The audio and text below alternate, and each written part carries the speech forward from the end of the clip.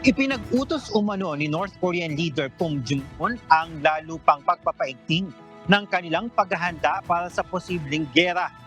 Base sa mga report, sinasabing nag-inspeksyon umano si Kim Jong-un sa kanilang training camps kahapon sa may Western Pacific region ng bansa. Kasunod ng pagsisimula ng annual combined military drills ng Amerika at South Korean forces noong Lunes.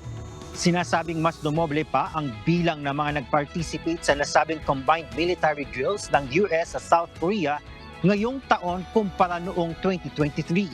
Tiniyak naman ng North Korean leader na patuloy nilang pinalalakas ang kanilang war drills at combat capabilities upang masiguro ang kahandaan sa anumang giyera na posibleng sumiklab sa hinaharap.